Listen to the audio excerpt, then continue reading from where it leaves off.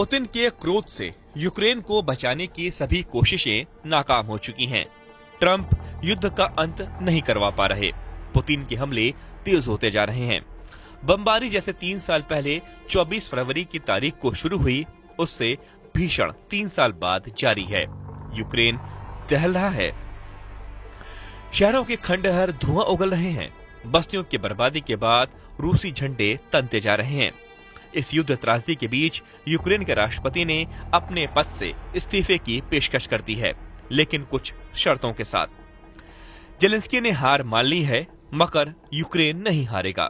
Zelensky हर शर्त मानने को तैयार है, लेकिन यूरोप नहीं मानेगा। जेलेंस्की ने राष्ट्रपति पद से इस्तीफे की पेशकश भी की है, लेकिन पुतिन की टेंशन कम नहीं होगी। लेकिन ट्रंप का प्लान कामयाब नहीं होगा, लेकिन युद्ध का अंत भी नहीं होगा। यूक्रेन लड़ता रहेगा, पुतिन की हार तक युद्ध चलता रहेगा।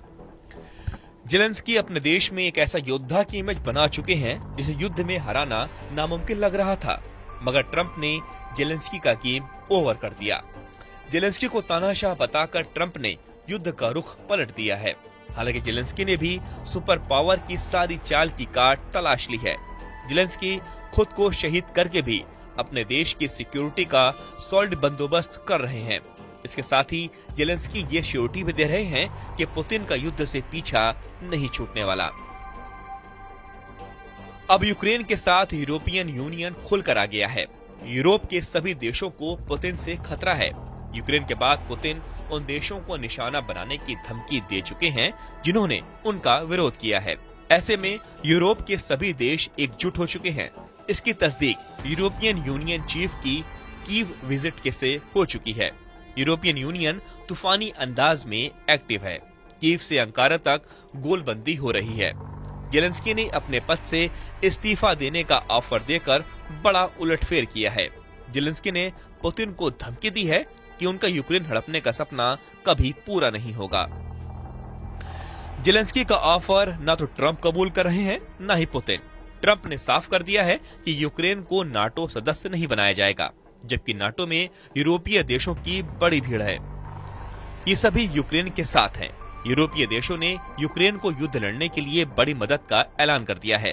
कीव पहुंचे यूरोपीय लीडर्स के दल ने ट्रंप के रुख को बदलने की कोशिशें भी बंद नहीं की हैं।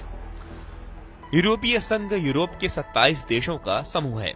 दूसरे विश्व युद्ध के बाद 1951 में 6 देशों ने मिलकर इस संघ को बनाया, जिसमें वक्त के साथ सदस्य देश बढ़ते गए।